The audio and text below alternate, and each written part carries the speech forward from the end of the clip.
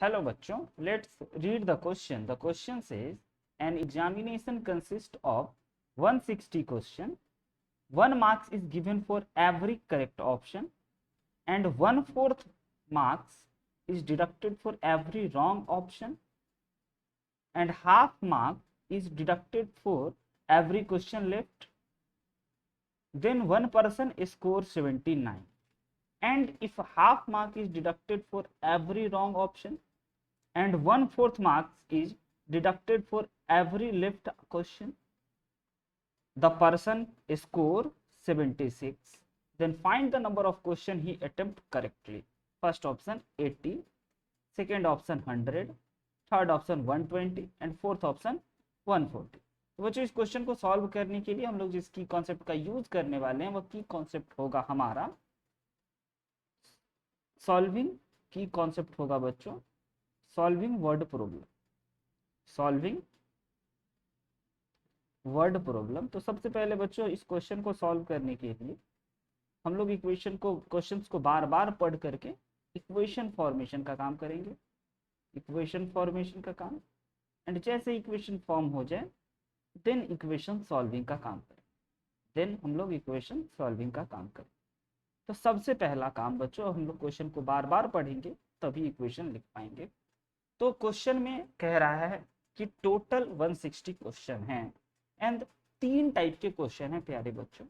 एक क्वेश्चन जो right question होते हैं, एक जो रॉन्ग होते हैं और एक जो क्वेश्चन छूट जाते हैं। तो हम लोग सबसे पहले एज्यूम कर लेते हैं कि let be the number of right question is equal to A and let be the number of wrong question is equal to B. And बच्चों जो क्वेश्चन छूट गए left question is equal to C. तो हम इस प्रकार से right question को ए एज्यूम कर लिए एंड लेफ्ट क्वेश्चन को सी एंड रॉन्ग क्वेश्चन को हम लोग बच्चों ये एज्यूम कर लिए हैं। तो आइए अब सबसे पहले हम लोग ये देख लेते हैं कि हमारे इस गिवन क्वेश्चन में कह रहा है कि टोटल 160 क्वेश्चन। तो अकॉर्डिंग टू क्वेश्चन अगर बच्चों हम लोग इक्वेशन फॉर्मेशन का काम करें तो टोटल ए को और बी को और सी को, मतलब कि जो क्वेश्चन हमने अटेम्प्ट करे हैं और जो क्वेश्चन रॉन्ग है और जो क्वेश्चन अनअटेम्प्टेड है, इन सभी को अगर जोड़ा जाए तो वह 160 की इक्वल होगा and this is the first equation. इसको बच्चों हम लोग फर्स्ट इक्वेशन नाम देते हैं। एंड बच्चों अगर हम लोग क्वेश्चन को फिर से आगे पढ़ते हैं तो हम लोग अगला इक्वेशन लिख पाएंगे। तो कह रहा है 1 marks is given for every correct option. Okay, यानी कि 1 मार्क्स एवरी करेक्ट के लिए दिया गया है एंड बच्चों डिडक्ट किया गया है 1/4 मार्क्स रॉन्ग आंसर के लिए। तो 1/4 मार्क्स डिडक्ट किया गया है। तो डिडक्शन के लिए बच्चों हमने माइनस किया और 1/4 के लिए हमने b/4 किया एंड जो क्वेश्चन छूट गए हैं उसके लिए डिडक्ट किए गए हाफ मार्क्स। तो बच्चों हमने फिर से डिडक्शन के लिए माइनस साइन लगाया एंड हाफ के लिए 2 एंड तब जाकर के पर्सन कैन स्कोर 79 नंबर, यानी कि वो 79 नंबर आता है बच्चों। This is our second equation. And इसी प्रकार से सिमिलरली अगर हम लोग और आगे पढ़े तो हम लोग तीसरा इक्वेशन बना पाएंगे। And if half marks is deducted for every wrong answer, अगले सिचुएशन में कह रहा है कि हाफ मार्क जो है वो रॉन्ग के लिए डिडक्ट करा जा रहा है और जो क्वेश्चन आप छोड़ रहे हो उसके लिए 1/4 मार्क्स डिडक्ट करा जा रहा है और वह 76 के इक्वल है and this is the third equation. Now बच्चों अब हमें क्या करना है कि हमारे इस पर्टिकुलर क्वेश्चन में हमें 3 इक्वेशन लीनियर इक्वेशन के मिले हैं एंड 3 वेरिएबल में। तो बच्चों हमें बट वैल्यू निकालना है, find the number of question he attempt correctly, यानी कि हमें सिर्फ और सिर्फ ए का वैल्यू निकालना है, यानी कि हमें इन तीनों इक्वेशन को सॉल्व करना होगा बच्चों। तो सबसे पहले हम लोग क्या करते हैं कि अगर हम लोग इस सेकेंड एंड थर्ड इक्वेशन को लाइक सब्ट्रैक्ट कर दें तो हमारा ए कैंसिल हो जाएगा एंड बी एंड सी के फॉर्म में एक इक्वेशन फॉर्म होगा। तो आइए सबसे पहले हम लोग यही कर लेते हैं, solving equation second and third. अगर बच्चों इक्वेशन सेकेंड एंड थर्ड को हम लोग सॉल्व करेंगे, सॉल्व अगर करते हैं तो सबसे पहले इक्वेशन सेकेंड एंड थर्ड को सॉल्व करने के लिए दोनों इक्वेशन को घटा दिया जाए। अगर दोनों इक्वेशन को घटा दिया जाए तो लाइक हमारे पास सेकेंड इक्वेशन है a minus B by four minus C by two is equal to 79 and तीसरा इक्वेशन है a minus B by two minus C by four is equal to 76। अगर इन दोनों को घटा दिया जाए तो बच्चों हमारा a से a कैंसिल आउट हो जाएगा एंड ये जो है वो हमारा 3 बन जाएगा एंड इन दोनों को अगर घटाया जाए तो minus B by four plus B by two become बच्चों b बाई फोर, ये हमारे b बाई फोर बन जाएंगे and minus C by two plus C by four become minus C by four, ये हमारे माइनस सी बाई फोर बन जाएंगे is equal to 3। तो यहां से बच्चों हमें चौथा इक्वेशन मिलने वाला है, यानी कि b by four minus C by four is equal to 3। अगर इसको हम लोग स्टैंडर्ड फॉर्म में कन्वर्ट करें तो ये हमारे हो जाएंगे b minus C is equal to 12 and this is the बच्चों आर नेक्स्ट इक्वेशन, जिसका नाम हम लोग कर देते हैं फोर्थ इक्वेशन। ये हमारा चौथा इक्वेशन है, जिससे कि हम लोग ये भी कह सकते हैं कि b is equal to 12 plus C.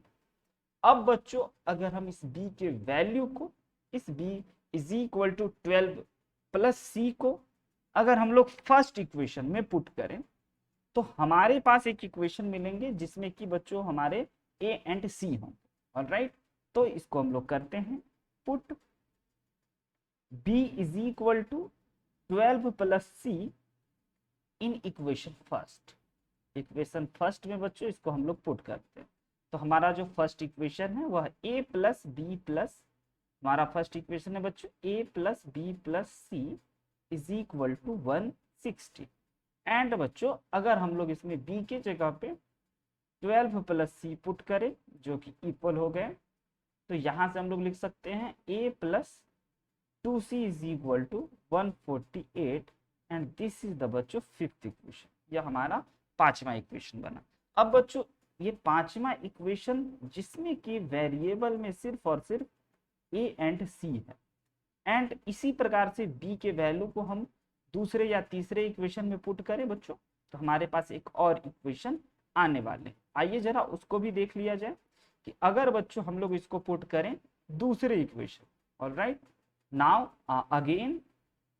Again बच्चों हम लोग पुट करते हैं, put b is equal to 12 plus C in equation second. अगर हम लोग सेकेंड इक्वेशन में पुट करते हैं बच्चों तो हमारे पास सेकेंड इक्वेशन है a minus B by four minus C by two is equal to 79 and इसमें बच्चों हमें b के जगह पे पुट करना है 12 plus C by four minus C by two is equal to 79। अब अगर इसको हम लोग स्टैंडर्ड फॉर्म में लाएं तो अगेन हमें a एंड c के बीच में एक और इक्वेशन मिलने वाला है। तो बच्चों सबसे पहले हम लोग इसको स्टैंडर्ड फॉर्म में कन्वर्ट करने की कोशिश करते हैं, तो हमारे पास कुछ इस प्रकार की चीज क्रिएट हो जाएंगे जिससे कि हम लोग लिख सकते हैं a minus 3c by four is equal to 79 plus 3 which is equal to 82। Alright, यानी कि हमारे जो इक्वेशन है वो बन के आ चुके हैं 4a minus 3c is equal to, अब अगर बच्चों हम लोग 82 को 4 से मल्टीप्लाई करें तो यह बन जाएंगे हमारे 8 3 यानी कि 328 एंड दिस इज द बच्चों सिक्स्थ इक्वेशन। ये हमारे छठा इक्वेशन जिसमें वेरिएबल की अगर बात की जाए तो सिर्फ और सिर्फ बच्चों हमारे पास a है एंड c है एंड पांचवा इक्वेशन में भी a एंड c है।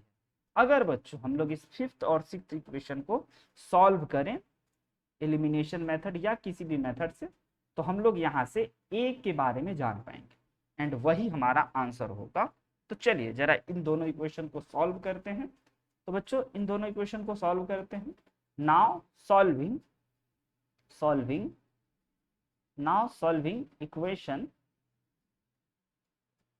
Equation fifth and sixth.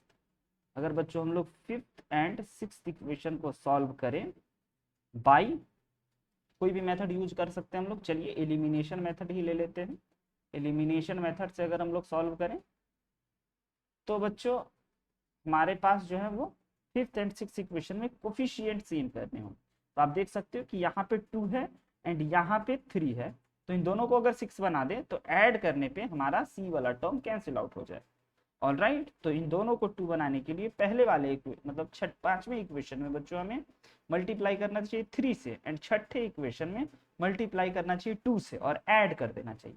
आइए अगर इस मैथमेटिकल ऑपरेशन को परफॉर्म करें बच्चों, तो 5वें इक्वेशन में we have to multiply with 3 and छठे इक्वेशन में we have to multiply with 2। तब जाकर के हमारा इक्वेशन कुछ इस प्रकार से बनता है कि अगर हम लोग 3 से मल्टीप्लाई करें तो ये बन गया हमारा 3a plus 6c is equal to 3 से बच्चों मल्टीप्लाई करना है 148 को। अच्छा, अगर 148 को 3 से मल्टीप्लाई करें तो यह 444 आएगा, यानी कि 444 आएगा। एंड बच्चों अगर हम लोग छठे इक्वेशन को 2 से मल्टीप्लाई करें, छठा इक्वेशन को अगर हम लोग 2 से मल्टीप्लाई करें तो ये हमारा बन जाता है 8a माइनस का 6c इज इक्वल टू 656। अब अगर इन दोनों इक्वेशन को जोड़ दिया जाए तो 6c से 6c कैंसिल हो गया एंड बच्चों ये हो गया 11a इज इक्वल टू, अगर इसको ऐड किया जाए तो यह हो गया हमारे 1100 यानी 1100। एंड बच्चों यहाँ से अगर इसको डिवाइड किया जाए तो यह हो गया हमारे 1100 डिवाइडेड बाई 11, अगर इसको काट दिया जाए तो यह आ गया 100, तो a इज इक्वल टू 100 आ गया। अच्छा, हमें बच्चों क्या निकालने थे, अगर एक बार और क्वेश्चन को देखा जाए गौर फरमा करके तो पता चलेगा। तो क्वेश्चन में हमें निकालने के लिए बोले गए थे then find the number of question he attempt correctly. And बच्चों number of question he can correctly, he attempt correctly को हमने a माना था एंड a हमारा निकल करके आया है बच्चों 100। The final answer is option B 100। I hope you understood it very well. Best of luck. Thank you.